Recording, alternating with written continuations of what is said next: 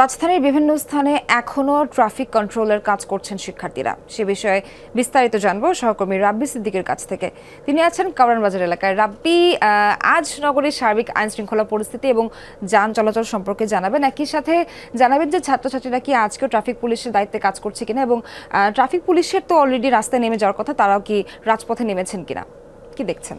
Shea butter ও vitamin E সমৃদ্ধ Lily glam beauty soap. Lily, always beautiful.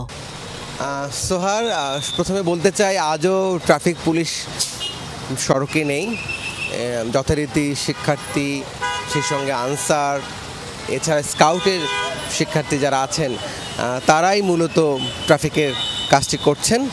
এবং যেহেতু সাপ্তাহিক ছুটি, ওইভাবে করে চাপটি নেই সড়কে। সব ঢাকার যে প্রধান প্রধান সড়ক যেখানে সবসময়ই যানজট থাকে, সেই সড়কগুলো মোটামুটি এখন পর্যন্ত যানজট মুক্ত, গাড়ির চাপ খুব কম। তবে ট্রাফিকের দায়িত্বে সেই শিক্ষার্থীর সংখ্যা কিন্তু অনেক অনেক শিক্ষার্থী, তারা কিন্তু এই কাজটি করছেন, রোদে পুড়ছেন এবং এটি খুব আনন্দ নিয়ে করছেন।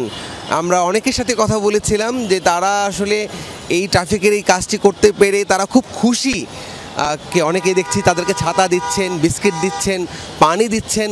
আসলে তারা এই কাজটি করছেন, তাদের সাথে আনসার আছে, স্কাউটের ছেলেমেয়েরা আছে, সব মিলিয়ে ঢাকার ট্রাফিক ব্যবস্থাপনায় এক নতুন দ্বার উন্মোচন হয়েছে, যে দেখিয়ে দিয়েছে ট্রাফিক বিভাগকে, ট্রাফিক পুলিশকে, যে শিক্ষার্থীরা চাইলে ট্রাফিকেও শৃঙ্খলা আনতে পারে এবং সুশৃঙ্খল হয়েই কিন্তু সবাই সড়কে চলছেন। সোহার। রাব্বি, ধন্যবাদ আপনাকে।